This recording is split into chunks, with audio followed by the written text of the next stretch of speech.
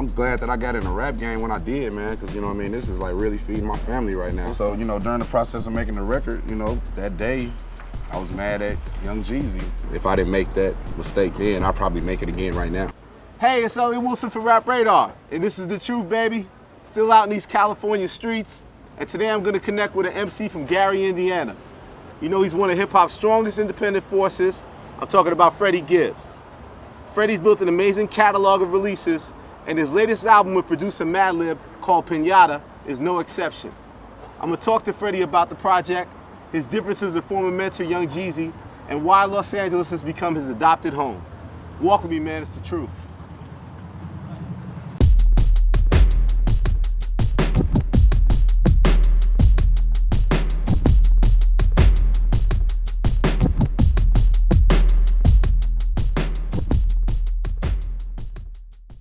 Gangsta Gibbs. Yes, sir. Freddie Gibbs, how you doing, baby? Yellow nigga, what it do? I've been with you like 5 years now, so, right? I know, man. You've been terrorizing things, man. Terrorizing things. You're like this. I call you one of the strongest independent forces in hip hop. And now this latest project with Madlib, you know, you kind of tease this with EPs over the years, right? Right. And then now turned into this full-scale project. Like, how did that develop? You know, we just had mutual friends that, you know, equally loved our music, because I didn't know nothing about Madlib. I'm being real with you, man. I'm from Gary, Indiana. You know, once I got into it, man, I just, you know, started liking it, and putting the album together was like putting together a puzzle.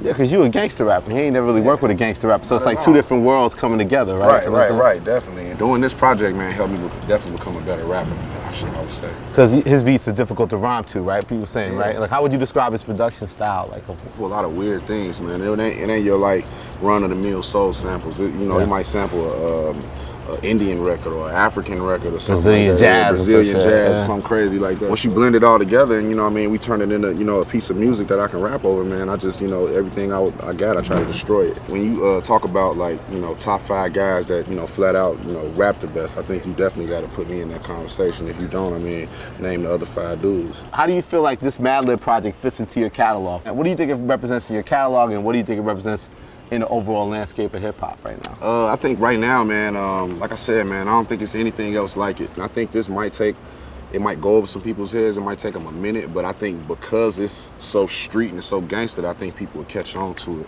And Gary's a rough place to grow up, right? It's a tough place to grow up in. You know what? 2300 Jackson Street is a rough place to be right now, you know what I mean? Like, it's a tourist attraction.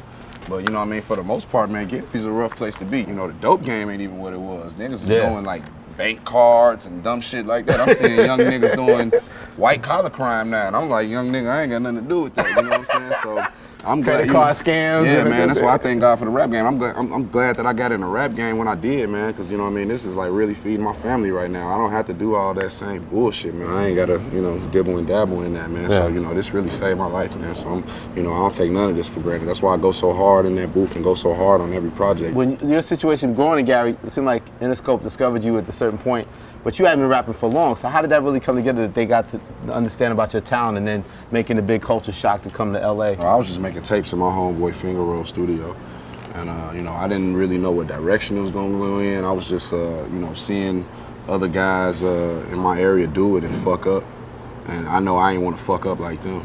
You know what I mean? And by the grace of God, you know, my current manager, he's still my manager to this day. He was an intern at Interscope, and he got the tape. And then that's Lambo? Yeah, Lambo. He just took it from there. You know, and then me, him, and Archie, we've been together ever since then. Even after the Interscope thing went sour and all that, you know, all that shit was a learning experience. Yeah. But without that experience, I wouldn't be where I'm at today, though. And that went, you know, that went down, and then you aired a lot of that out publicly. Like, do you regret that looking back on it, or what did you learn from the whole thing? You think now looking back on it? I don't regret shit at all. That's the Freddie Gibbs I remember. It was definitely. I definitely don't regret shit. But will I say that that was probably the wrong move at the time? Yeah, that was definitely the wrong move. I mean, but you know, I was, you know, 24. That was you know, a decision made out of anger and youth, you know what I mean? But I can't regret it because, you know, if I didn't make that mistake then, I'd probably make it again right now. How has LA become your place? You said where you're gonna have your children at, where you're gonna be buried at? Like, what is it about LA that's man, you know what, man? You know, I got a lot of, you know, good friends out here, good people out here that I love, you know what I mean? And I did a lot of things out here in these LA streets. I done been to jail in these LA streets. I done been broke in these LA streets, rich in these LA streets. So it's just like, you know, I just feel ingrained in the culture, man. And just, you know, living out here just give you a, you know, totally different feeling. Yeah, so you said Eric Dickerson. Yeah. Talk about that relationship with him. That's my homie, man. That's my big homie. You know, me and his daughter, that's my woman, man. So, you know, that's definitely, you know, one of the reasons I'm out here LA. in LA too. But, you know, it's weird, man, like growing up, you know, one of your heroes and then, you know, about to marry his daughter. That's crazy. That's weird. Yeah. You ain't got no scary future father-in-law stories and all that? I ain't got none of that. He cool, man. We sit up, we curse, we eat, we chill, man. You know, like I said, I just admire the person he is, you know what I mean, coming from, you know, the situation he came from, so. Yeah. You guys argue about sports and stuff? 'Cause I know Not at all, man. He don't even like football, man. So.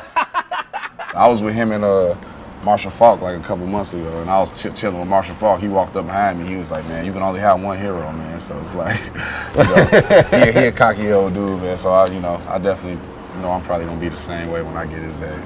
You had a tweet. You was like, "I'm chilling with Eric Dickerson, Marcus Allen. Now I'm chilling with Static Selected and Alchemist." Yeah. Like, right. That's your world. Like again, like you got like Odd Future on your album, and like, how are you able to like balance these worlds? You know, like I said, man, I'm just a well-rounded, versatile guy, man. You know what I mean? I'm definitely from the streets, but you know what I mean? That ain't, you know, the streets ain't the only place I can go. Right. You played me at that Mad Lib record early, and this is even before ESGN came out. Right.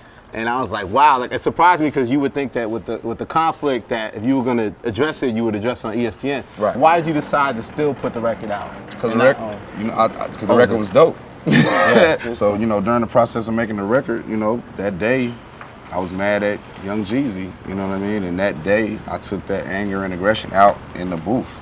I ain't go to the, you know what I mean, his concert, shoot up his concert, shoot up his tour bus, or, you know, nothing crazy like that, man. It's music, man, and I just felt that was just something I wanted to express. I ain't do it for no fame or no money, or I didn't do it for no reaction, you know what I mean? That's how I felt. All my music is basically an expression of how I'm feeling at the time. As far as, like, moving on, like, you know, it's, you know, to me, it's like it never happened. So now at this point, do you feel you still would seek to get somebody else to help you get to a bigger level, or even a major label deal at this point? I'm rapping to, you know, push my brand and push my company, you know what I mean? Because right now, you know what I mean, hip-hop game is like Wild Wild West. Yeah. You know what I mean? The major labels, they kind of scrambling around trying to see what their next move gonna be. They marketing their artists like they independent anyway. Yeah. You know what I mean? They're trying to make it seem like it's not, but it is. Yeah. You know what I mean? And, you know, we know. And it wasn't even like that back when. It wasn't like that. They trying to make it seem like you ain't got nothing to do with them. But you know, at first, you know what I mean, when I was coming up in the game, to have that stamp was something that you kind of needed. Yeah. You know what I mean? It wasn't like it is right now, but now, you know what I mean, they want to make it look like everything's independent. So I think I'm in the driver's seat. I mean, this is like, you know, it's just like getting contracts in the NBA. As long as you can keep jumping from team to team and doing your thing and getting money, then keep getting checks.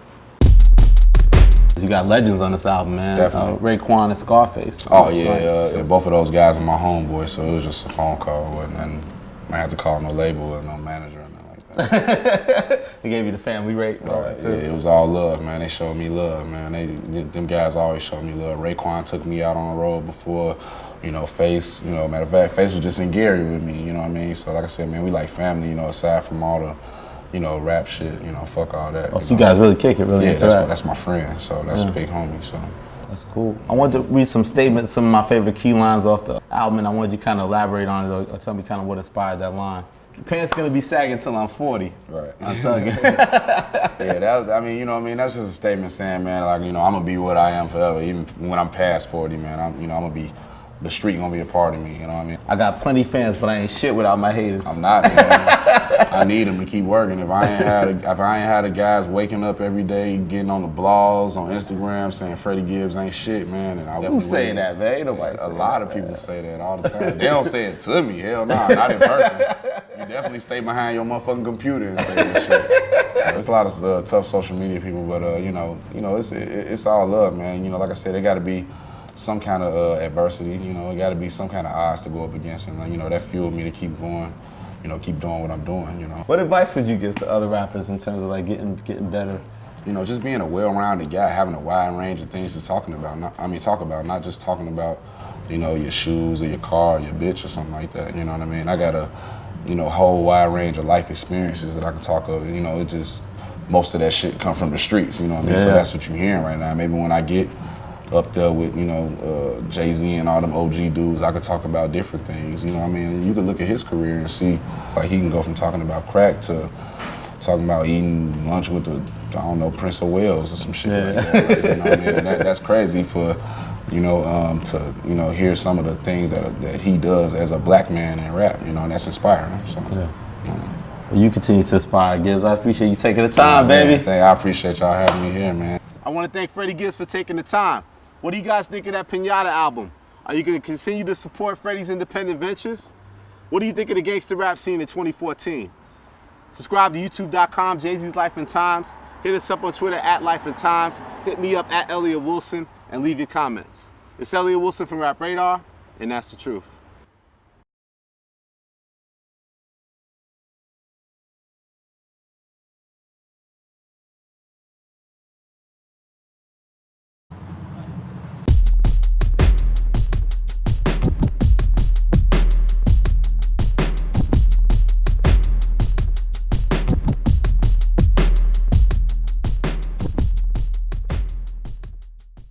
Gangsta Gibbs. Yes, sir. Freddie Gibbs, how you doing, baby? Yellow nigga, what it do? I've been with you like 5 years now, so, right? I know, man. Once I got into it, man, I just, you know, started liking it, and putting the album together was like putting together a puzzle. Yeah, because you a gangster rapper. He ain't never really worked with a gangster rapper, so it's like two different worlds coming together, right? Right, definitely. And doing this project, man, helped me definitely become a better rapper, I would say. Because his beats are difficult to rhyme to, right? People saying, right? Like, how would you describe his production style? Like, A lot of weird things. you know, he's one of hip-hop's strongest independent forces. I'm talking about Freddie Gibbs. Freddie's built an amazing catalog of releases, and his latest album with producer Madlib called Pinata is no exception. I'm gonna talk to Freddie about the project, his differences with former mentor Young Jeezy, and why Los Angeles has become his adopted home. Walk with me, man, it's the truth. I'm glad that I got in the rap game when I did, man, because, you know what I mean, this is like really feeding my family right now. So, you know, during the process of making the record, you know, that day, I was mad at Young Jeezy. If I didn't make that mistake then, I'd probably make it again right now. Hey, it's Elliott Wilson for Rap Radar, and this is the truth, baby. Still out in these California streets, and today I'm gonna connect with an MC from Gary, Indiana. You've been terrorizing things, man. Terrorizing things. You're like this. I call you one of the strongest independent forces in hip hop. And now this latest project with Madlib, you know, you kind of tease this with EPs over the years, right? Right. And then now turn into this full-scale project. Like, how did that develop? You know, we just had mutual friends that, you know, equally loved our music, because I didn't know nothing about Madlib. I'm gonna be real with you, man. I'm from Gary, Indiana.